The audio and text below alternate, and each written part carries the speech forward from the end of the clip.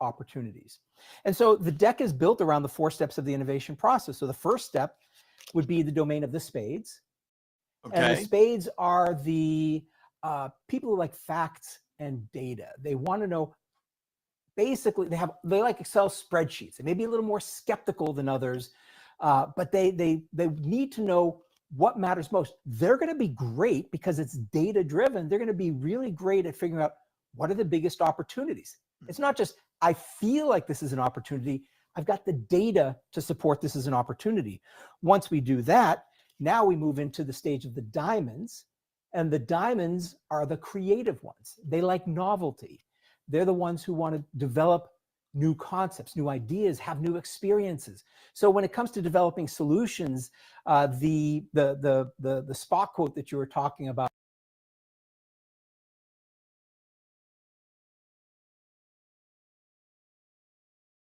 diamonds are multifaceted. They've had a lot of experiences. So they almost naturally bring together a lot of different perspectives. Yep. Next step after that would be plan the work and work the plan. That's the clubs.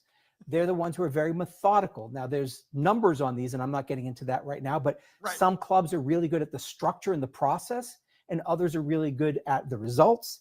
And then, as you would imagine, the last part of this is the hearts, and the hearts are really good at engaging the hearts of minds of people and getting people going. So there's lots of different combinations, but that's the key, is to recognize innovation starts with the opportunity, not the idea. So with that said, who's going to be the one to call the action? Who's the one that's going to say, let's actually go do this instead of talking about it forever? So many organizations talk, but they never go. I mean, it should be everybody. I mean, that's the reality is it shouldn't be. Look, innovation is never the role of a department or a person. Okay, good. It should be everybody's responsibility, but we're all going to contribute to innovation in different ways. And so we need to understand that. And we also need to understand that we need to collaborate. So when I was at Accenture 30 years ago, this is really where I had the big aha, is I had this one project that had a ridiculously large budget. It was $30 million. And in personality poker, I'm a diamond heart, which means that I like new experiences. I like novelty. I like things that are different. And at the same time, I like people. So that's my combination. And for this $30 million project, I brought on John. John was exactly the same. And we have this great, fun project. People were developing new creative ideas. That was the diamond. We had people enjoying it, which was the heart. And unfortunately, we produced nothing. And it was the biggest waste of $30 million because we didn't have the clubs. So the next project, my budget was cut from 30 million to 6 million. I didn't have my choice of co-leader. I was given Ray, who was this anal retentive club. He was in my face, drove me crazy. We didn't like each other in the beginning, but I knew I needed him. And the bottom line is, when we figured out how to collaborate together, we worked out, how do I have the flexibility to do what I need to do from a creative perspective? And how can I enable him to be directive and structured in a way that's going to allow him to feel satisfied? And what we produced was magical. And it was because of our collaboration, not because of me, because I had a much bigger budget and I failed miserably before. When I work with teams, they pick up very quickly. I'm the creative. I'm popping off. I'm dreaming. I'm Walt Disney-esque. And I've learned over the years, I have to have the other person to say, here's the details, here's the spreadsheet, here's the check marks as we go that direction, because I love to dream. Are there personalities that do have that yin and the yang, or do we have more of the imbalance, the fighting where we can't blend it together? Which do you find more often after playing poker? So the key points of personality poker is you as an individual need to play to your strong suit. You need to do what you do better than anyone else. Focus there, not worry about the other pieces. It's not about correcting your weaknesses. It's about collaborating with people who have your blind spots, my clubs, as their strong suit. The next thing is to play with a full deck, which means that we need to have teams where we have all 4 suits in one form or another at different times. And then we want to deal out the work. And that basically means that everybody doesn't do everything. There are some people who are great at defining the problem and getting the data. There are some people great at the solutions. And we want to actually allow them to do what they do best, but then we need to shuffle the deck which creates that creative tension at certain points in the process that get that next level of creativity that's going to help us get the best solutions. So let me go to this one because we're fast paced, we're high tech right now. What do we do about burnout with innovation and that we are trying to push the next limit, create the new thing, but burnout's a real thing when you get in that mentality of do it, do it, do it. How do you avoid that? Yeah, so I'll give you 3 thoughts on that. Hopefully I'll remember all 3 by the time I get done. First one is stop doing more with less. You want to do less and get more. That's the first thing. It's about leverage. So again, coming back to my pivotal book, knowing what we shouldn't be doing is quite often more important than knowing what we should be doing. Right. The second thing is each person does need to play to their strong suit. One of the reasons why people burn out is because they're doing work that doesn't energize them. And there's a difference between strengths and your strong suit. They sound the same, but they're not. A strength is something you're good at. A strong suit is something which is innate. It's just who you are. It gives you energy. Even though you might be good at other things, they might rob you of your energy. And getting clarity on what energizes you helps you basically not burn out because you're doing what you love while everyone else is doing what they love. And then the third thing that I think creates burnout, especially right now, is a lack of clarity. And that comes back to the pivotal book, which is all around if we're going to innovate where we differentiate, we need to get clear on our differentiator is, and our differentiator doesn't change significantly over time. Our differentiator is used to create new offerings, new capabilities, but the differentiator, our core, our capabilities that truly set us apart, those don't change, but what we create with it might change. And that lack of clarity that's happening right now is, I think, why people are burning out. So those are the 3 things that I found that are most powerful.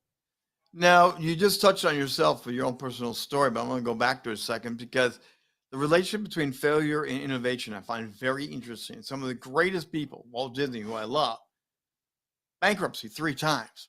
Had to learn he's not a money man. I'm a creative man. Let my brother take care of the money. And then he succeeded. What's the correlation between innovation and that failure side? Because you just said yourself, big budget, didn't quite work out for you. Yeah, it's interesting. I think a lot of people sort of over glorify failure. It's like, if we're not failing, we're not innovating. And that's not my perspective. My perspective is actually failure is maybe an inevitable consequence of innovation, but it's not the goal.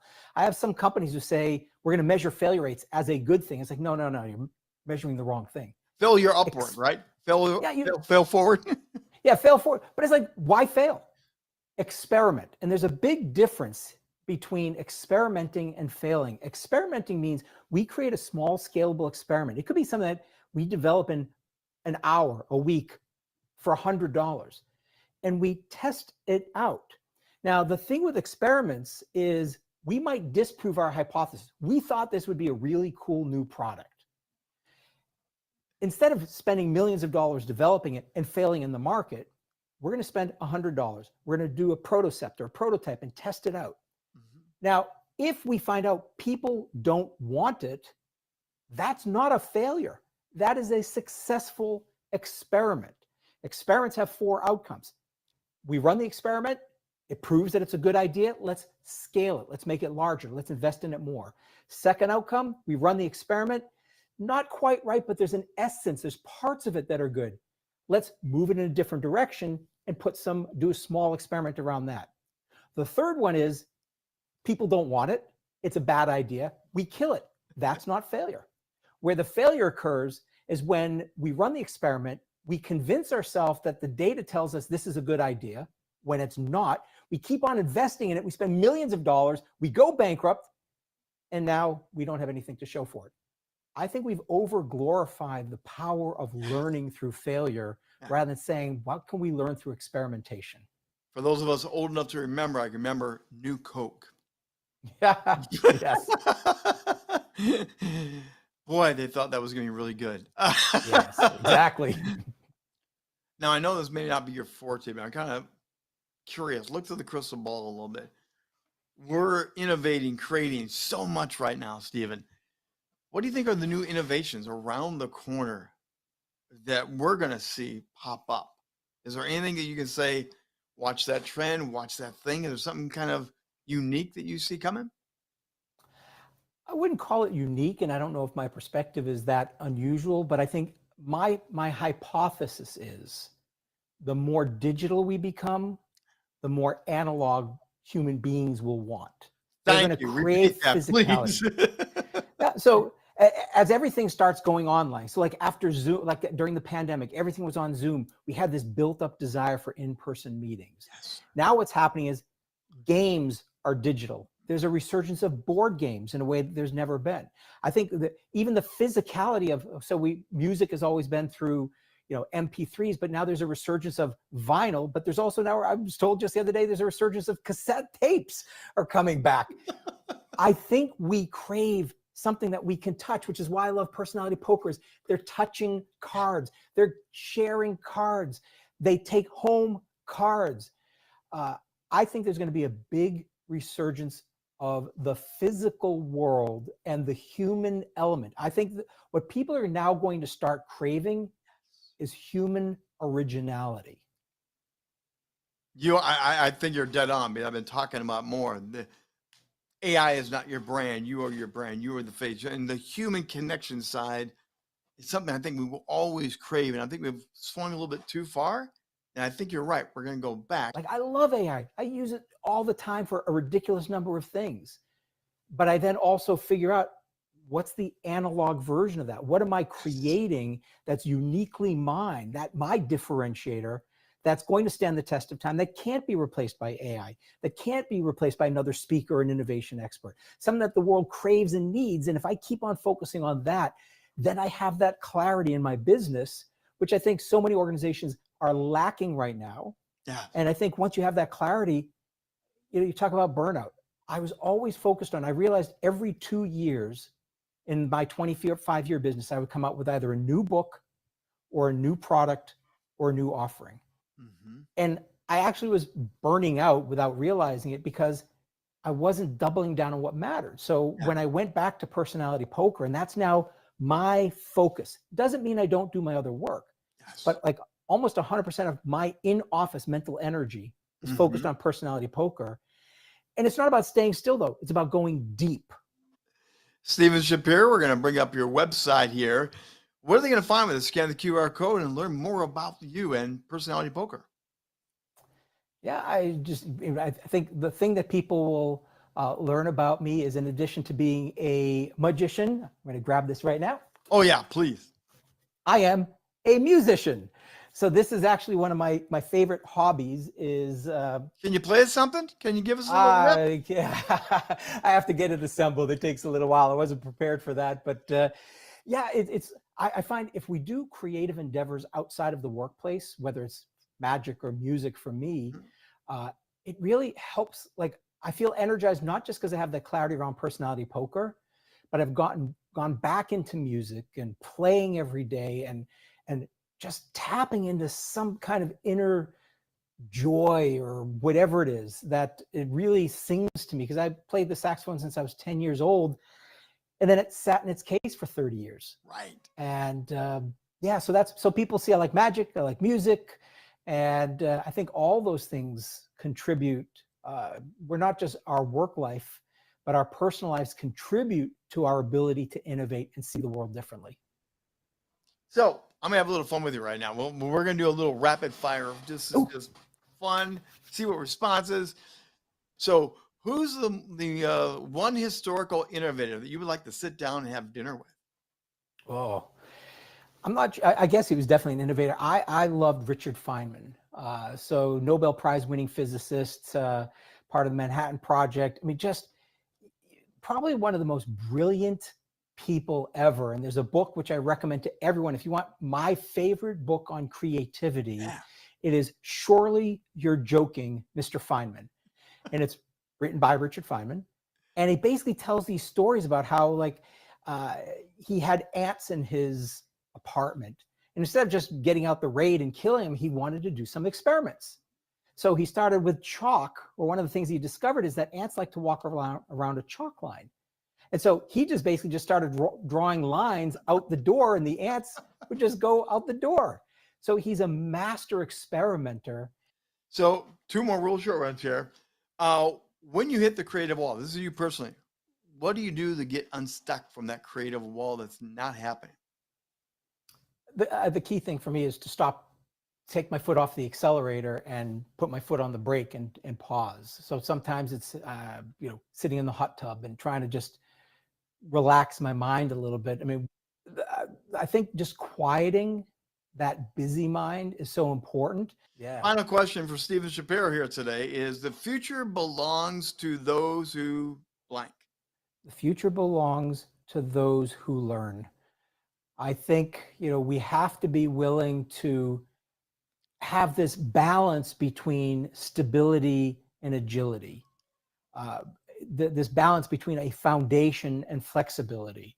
And I think what happens is we think we have to change all the time, but then we're not efficient. But sometimes, and we don't have that foundation, but we can't just stay where we are. And so when we get that right balance, I think that's really the key, is recognizing the world's changing, but we don't necessarily have to change. We need to create things that help us move in the direction of where the world's going.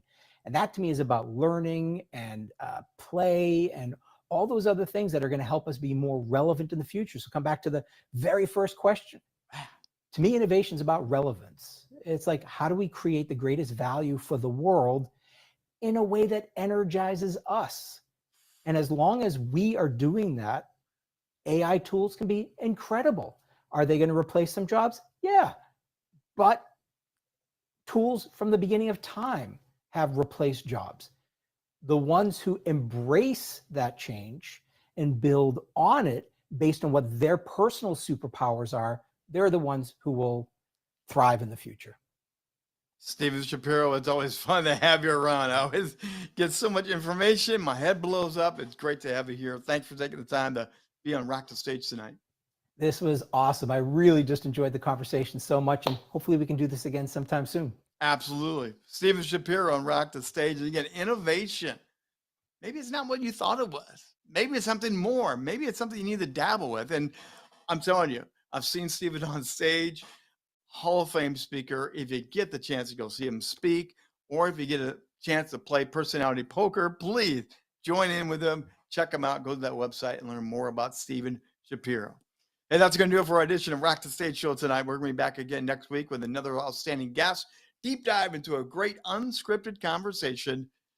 We want to help you grow, shine, innovate, and be the best that you can be in whatever endeavor you're involved with. And remember, find us now on Roku TV, Amazon Fire, IPTV, and of course, the Bravehearts TV network.